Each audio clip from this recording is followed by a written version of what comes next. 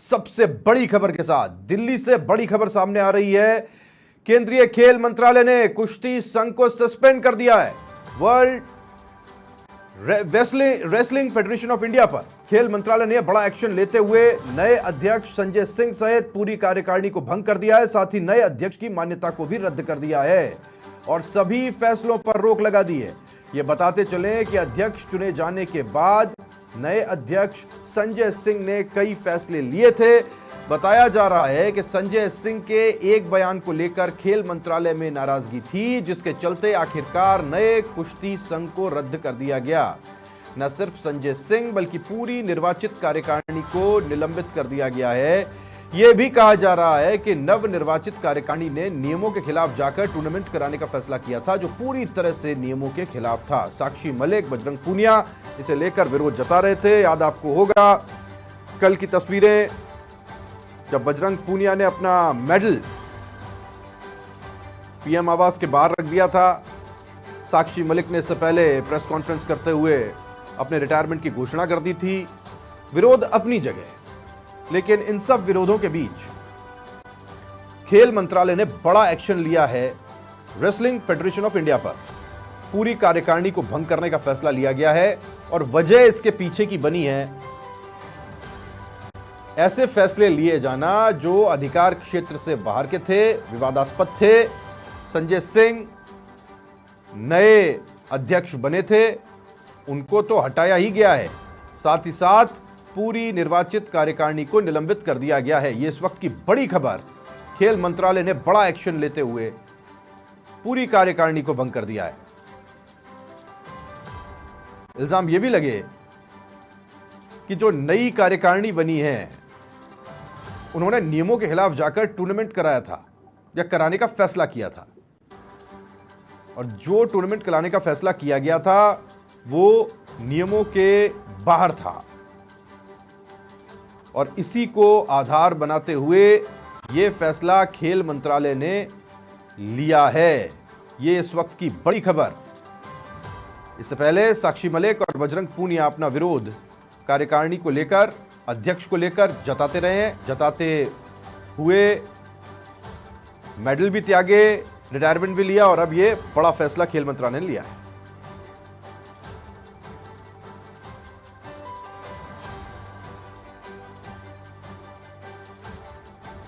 और आइए आपको सुनाते हैं जो आपको सुनना चाहिए कि क्या कुछ विवाद था और विवाद के बीच वजह क्या बनी है। थोड़ा सुनिएगा, समझिएगा। चुनाव जीतने के बाद सांसद जी ने मीटिंग लिया सारे एजीएम की पूरी। उन्होंने नई फेडरेशन को पूरा कार्यभार सौंप दिया।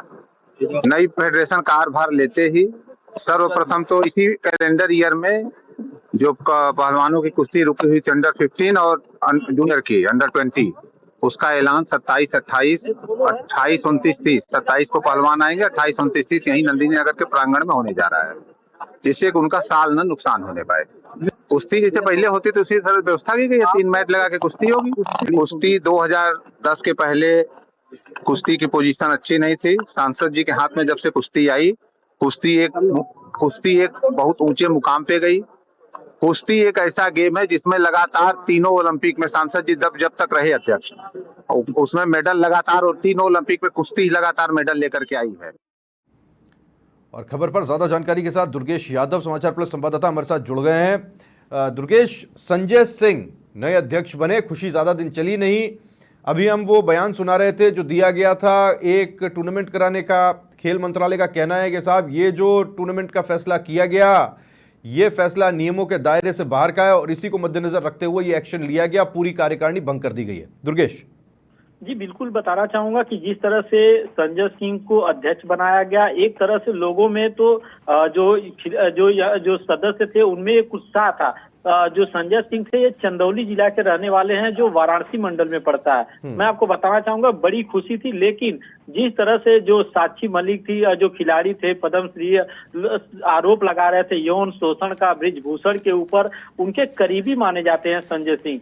तो ऐसे में बात की जाए तो चुनाव हुआ, संजय सिंह को जो संजय सिंह थे उनके करीबी माने जाते थे, वो चुनाव में विजयी भी हुए।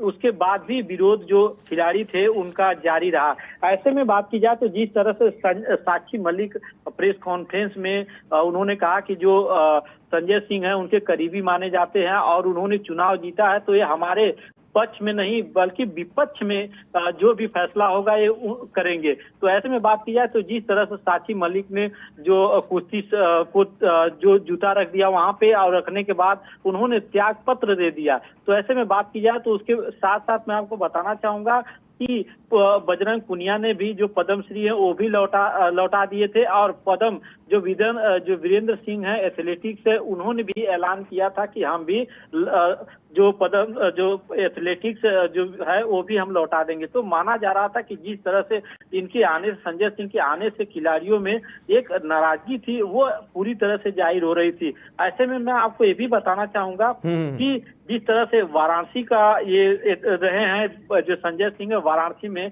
महिला संघ के अध्यक्ष भी रहे हैं, फिर उसके बाद से उनकी पदोन्नति हुई, प्रदेश के उपाध्यक्ष भी बने, उसके बाद से एक खुशी की लहर थी। लेकिन आज जो कुश्ती संघ ने और जो केंद्रीय खेल मंत्रालय ने एक बहुत बड़ा निर्णय लिया है कि इनको निलंबित कर दिया है। अब देखना है कि जो खिलाड़ी जो संन्यास लेने की बात कर रहे थे, क्या अब वो आगे आकर फिर से खेल सकेंगे या नहीं खेल सकेंगे। जिस तरह से बजरंग पुनिया ने कहा था कि हम देश के लिए खेलते हैं, तो उस समय हम ये नहीं देखते हैं कि जात पात है या कुछ भी है, तो उसको हम और एक ही थाली में खाते हैं, तमाम तरह से उन्होंने बयान दिया था। तो अब देखना है कि जो खिलाड़ी नाराज थे, अब ये इतना बड़ा फैसला खेल मंत्रालय की ओर से लिया गया है तो कितना सही है, और आगे चल के वो जो खिलाड़ी थे वो त्याग पत्र दे रहे थे, तो क्या लगता है कि वो आगे चलकर खिलाड़ी फिर खेल सकेंगे। ये तो अब उनके खिलाड़ियों का विरोध अपनी जगह दुर्गेश, खिलाड़ियों का विरोध अपनी जगह, लेकिन जो आधार बनाया गया वो आधार ये बनाया गया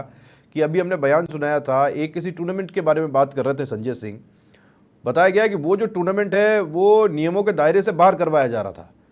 वजह ये बताई गई है, खिलाड़ियों का विरोध नहीं बताया गया।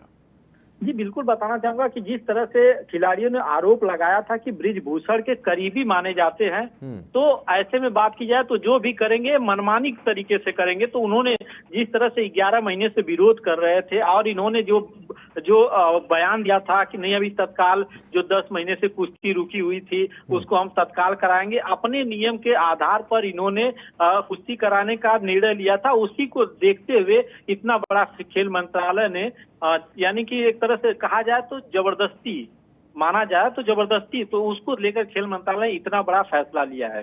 बिल्कुल। एक सवाल मेरा है दुर्गेश, आप उत्तर प्रदेश को समझते हैं, वहां की सियासत को समझते हैं, संजय सिंह का निलंबन या पूरी कार्यकारिणी को भंग करना, बृजभूषण सिंह के करीबी होना और कार्यकारिणी का भंग हो जाना, इसका राजनीतिक रूप से क्या प्रभाव देखते हैं आप आने वाले वक्त में यूपी की सियासत पर? जी बिल्कुल बताना चाहूंगा कि जिस तरह से बृजभूषण को लेकर जिस तरह से यौन उत्पीड़न का आरोप लग रहा था, सियासत भी इसके गर्म हो रही थी।